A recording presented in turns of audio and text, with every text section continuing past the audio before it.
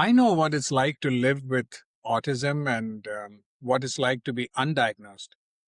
But let's get a look into what parenting an autistic child takes.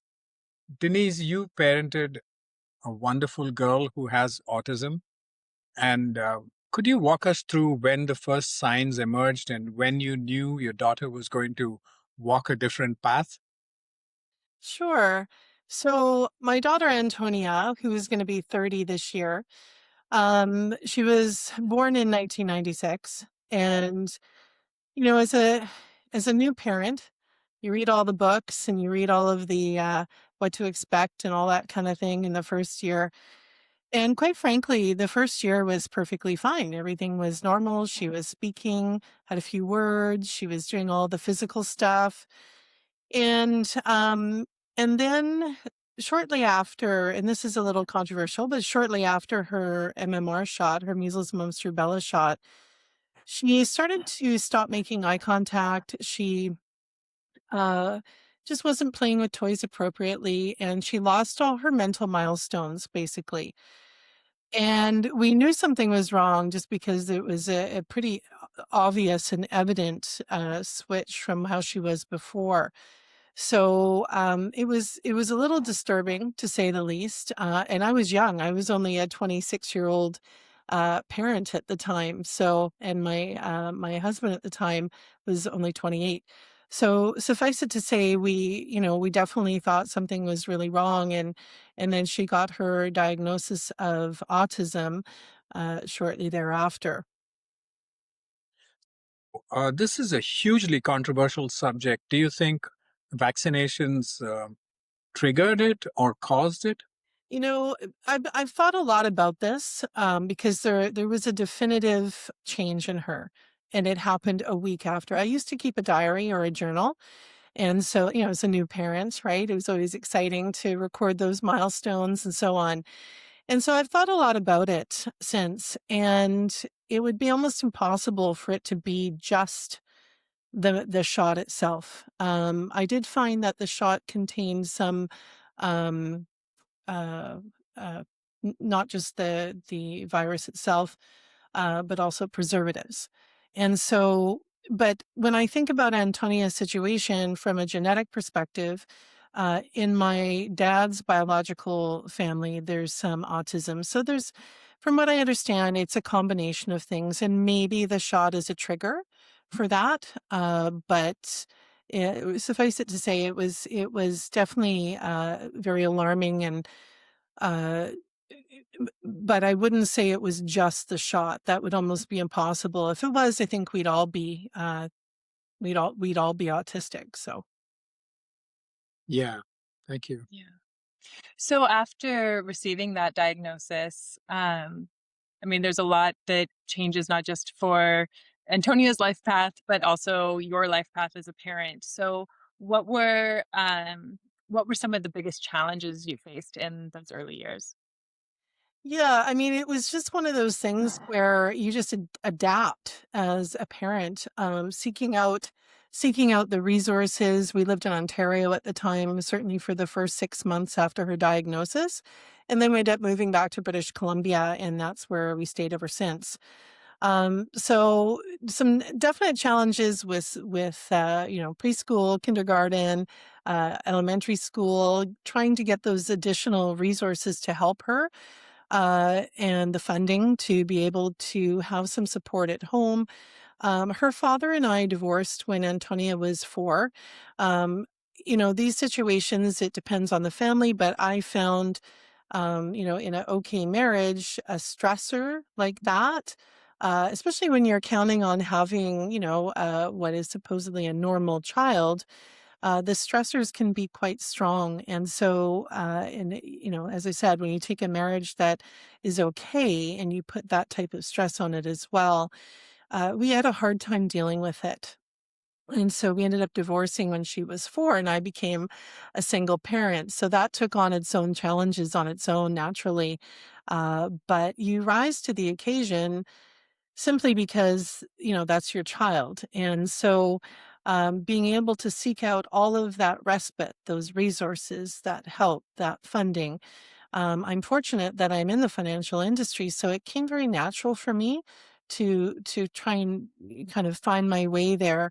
And certainly for Antonia, being able to be in a social environment, trying to get her socialized with other children her age, when she was unable to. So her autism sits on kind of the moderate to severe end of the spectrum. She understands everything, but she has a hard time vocalizing and being able to put together words and sentences. And so you can imagine in a social environment, that can be quite challenging for the child. And then, trying back then, 28 years ago, or, in that area, is not as commonly spoken about as it is today. So that in itself, trying to help other parents understand what's going on with your child, can also be quite challenging too. When you got the news, how did you react to it? Was it overwhelming? Was it terrifying? And then as the years passed by, what were the strengths that came out from you and what were the weaknesses you had to deal with? So it was absolutely terrifying because, as I said, you have a child, and I mean, I've been wanting to be a mom since I was just a little kid, and I thought this will be great one day, and got married, had my first child, did everything right in pregnancy, um, you know, eh, so the assumption or the expectation is everything is going to go smoothly, and so when this diagnosis came along, it was very shocking. And as I said, trying to navigate all of the moving parts to dealing with that was very, very challenging in the early years. And as I matured and as I kind of found my place as a single mom, you start, there's a level of acceptance. It's your child, so it's not just it's my child, I'm going to accept it, but it's also acceptance at the level where you've sought out those resources, you've done your own research, and you'll laugh at this, but in 1998, the internet just first came out. So, being able to Google or use ChatGPT in terms of what we can do today didn't exist back then. So, and also to being able to recognize that Antonia was her own person and she didn't have to be like everyone else. And so it's harder when you're trying to fit in as a parent, when you're trying to fit your child into a school or into social situations. But I found as I got older and as she got older, you start just recognizing who she is as a person, and you recognize yourself as a parent and how you evolve with with the situation itself. So it was challenging, all right. I had my moments. So a lot of parents with kids who are autistic, you're not just a parent, but you're also an advocate. So what does that look like as a parent? How does your role evolve into an advocate? So it's interesting when my last comment there was, I've had my challenging times. So uh yeah. It was a natural progression that I wouldn't have even been able to actually even pinpoint, like when the tables turned, or you turn from, I think you're both all the time. It's just one takes the forefront to the other. So, going through when she was younger and just understanding autism, understanding her, the nuances, the behaviors, getting the help, etc. And then you move into the school system, you move into after school programs, and you move into other facets of life, even with family. But the transition from parent to advocate, you then just become both. And as I said, when Antonia moved into, the school age years, it was very evident that she was not going to thrive in an inclusive environment. And that's really contrary to what the school system back then certainly advocated for children with special needs, right? We want to be inclusive. We don't want to exclude anybody. But in Antonia's case, it wasn't terribly helpful. And when she hit an age where puberty started rearing its ugly head, hormones are shifting, behaviors start shifting as a result. That is where I had some issues with the school district that she was in. And when it's your child, you reach a point where you're going to do anything to help them. And when you can more clearly see the disregard or the discrimination that shows itself as well. So I had to advocate for her to just even stay in school. There was one year where 3 parents, including myself, received letters to say, "We're sorry," this from the school district, "We're sorry, but your child will need to be homeschooled. We don't have the resources." So what I did, and it wasn't out of anger, it was just out of protecting my child. I pulled the school act. I called a meeting with the school district and the board. I invited the union presidents for both the teachers and the teachers' associates or assistants. And I had everyone in a room. I put a picture of Antonia on the table. So just so everyone could know, we're not just talking about a name here, we're talking about an individual, a real person. And I pulled out the school act and showed them that they had a moral and legal responsibility to educate every child in this province. And so suffice it to say, I kept my cool through the whole meeting, presented logic. I wasn't crying. I wasn't angry, screaming. I didn't display it was almost emotionless. Emotion was inside, but I definitely did not display that. And what it did is it gave me credibility. In fact, I was asked if I was in the legal profession, which maybe I should have been. I don't know. And then I had a good cry in the car afterwards. But anyway, needless to say, I got what I needed for her because I turned into the advocate that she needed. And that's one main example, but there's been many other times. But I don't think parents realize the power that they have for their child and what they're capable of doing. Thanks to what happened with Antonia, I learned later when she was finished school that the district created a program for autistic individuals based on her case. Because of course it's not going away, right? So anyway, that's just one example. I could do a podcast for 5 hours on examples, which we don't want to do. So anyway, that's just one example, but it's always, I think as a parent, it's always in you to advocate for your child. And much like we talked about the triggers that happen, with the shots or whatever, something will trigger it to the point where it's like, no, this isn't right.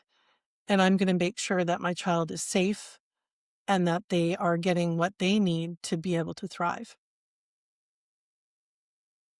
Wow, that's really powerful. And There's inspiring. Yeah.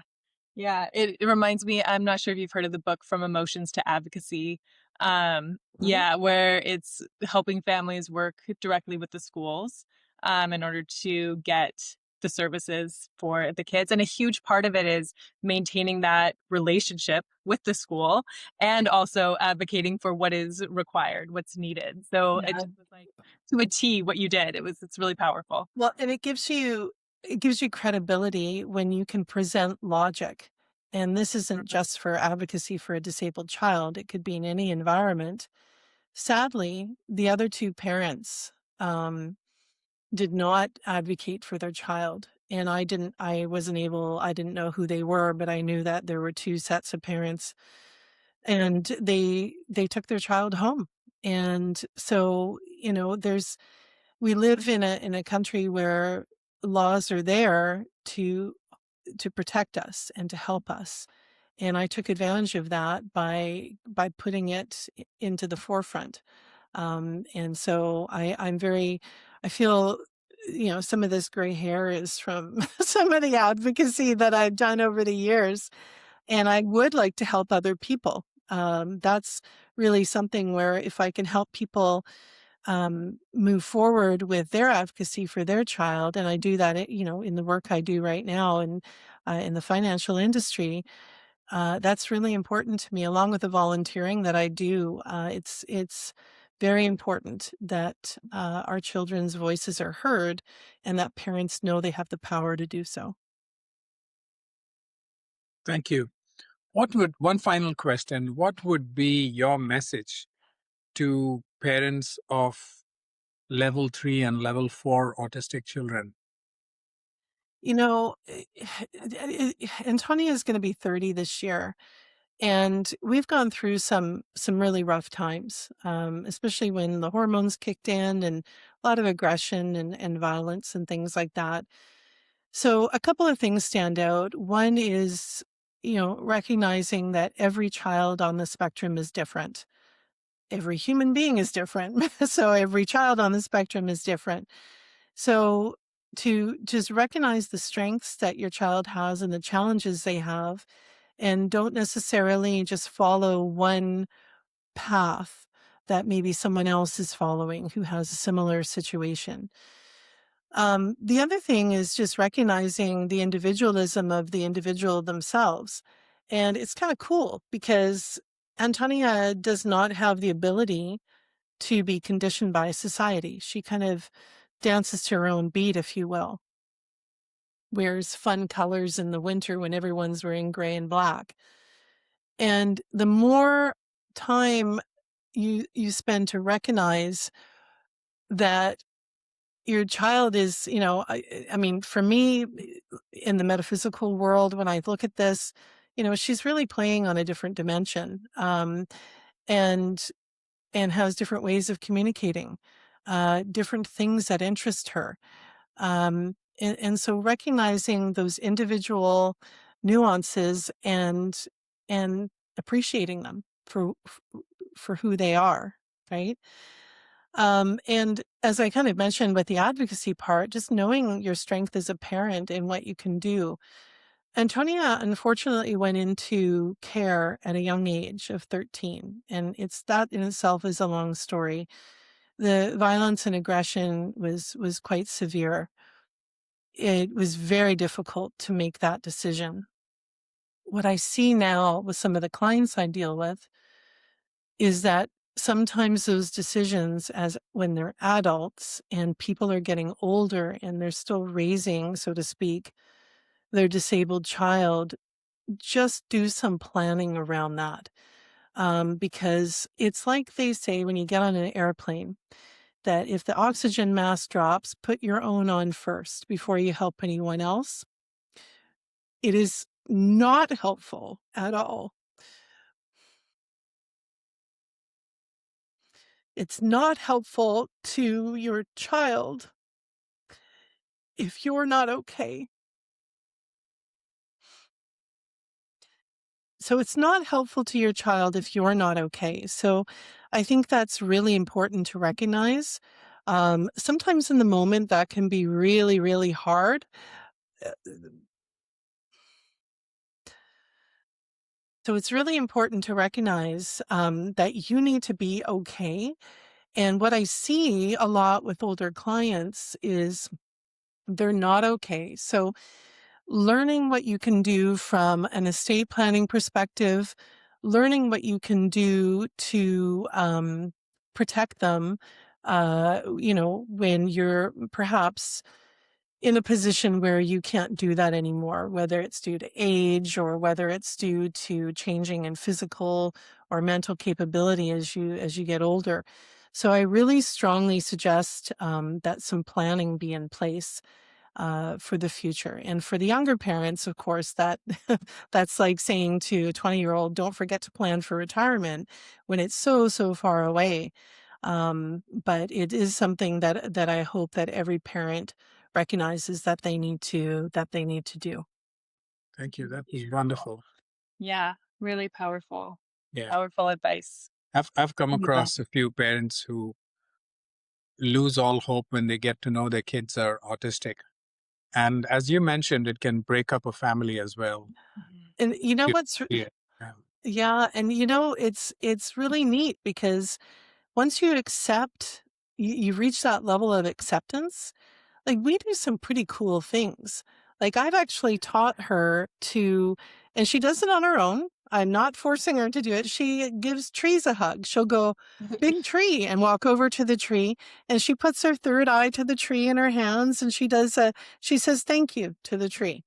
It's awesome. She loves to swim in the ocean like I do. Like, I just find, just learning how, like, I want to give the younger parents hope that it's not always going to be challenging. It's not always going to be difficult, that things will settle down and they will evolve. And it's really neat to to know your child as they evolve through life. There's Thank you, something with Denise. autism in all levels, including level 1 on that metaphysical plane. I agree with you on that. Just some sort of additional connection that's out there. Yeah, and I mean, I don't want to promote this, but well, I guess I do if I'm going to say it. But there's something called the telepathy tapes that are out there that talk a little bit about how autistic children and adults actually communicate with each other around the world. It's very interesting. So when we talk about different dimensions, that's something, if, as a parent of an autistic individual, if you want to look into that, or if you yourself are, have Asperger's or whatever, it's worth looking into and just having to listen to those. So. Awesome. Yeah, I agree. I mean, I think you've listened to Yeah, I the full recommended it to Denise. telepathy. Oh yeah, okay, Mhm. there you go. Yeah. That I've was from listened to Recommended Vin. part. it. Yeah. I've listened to part. Yeah. But I know that's something that I've realized with Vin. I mean, it's crazy to me how much he's able to access this, like the sixth dimension, the ether, right? And come like able to speak things that like there would be absolutely no way of knowing, and someone across the world can confirm that this is exactly what happened at this point for my child, or however. It's wild to me. It's Yeah. absolutely wild. Well, and this hits on a note too, that one thing I find with Antonia is if you're feeling upset or you're not in a good place emotionally, she can sense that and she feeds off of that. Now, I think that happens with human beings in general, but it's even more of a sensitive situation with autistic individuals. Yeah. I believe that our auras come into a touch with each other, that they can feel that more strongly than the average person. And I've witnessed it with whether it's an autistic friend or whether it's, with my daughter, something to be cognizant of, that as a parent, if you're completely stressed out of your mind, it's very possible that your child is recognizing that and also their behaviors are feeding off of that. It's so hard though, because most parents would probably hear me say that and say, yeah, thanks for the advice. How do you calm down and relax? And Yeah. if you can take a few minutes to do a little bit of deep breathing after, or but they can feed off of your energy. So Yeah, absolutely. Yeah, I think of it even like with all those sensory sensitivities and so forth, it's and just the way that our world is um kind of constructed, and how much more difficult it is for people who do have these high sensitivities. I usually say it's like if the radio is on the volume 2, for a neurotypical, it feels like a 10, for someone on the spectrum. And it's just that, just being so cued in to the surroundings. So yeah, agreed. yeah. Mhm. Thank you. This has been nice. Yeah, this Thank is you. Thank you fantastic. Really for great. inviting me. I appreciate it. Yeah, absolutely. Thank you for watching. Please like, share, and subscribe.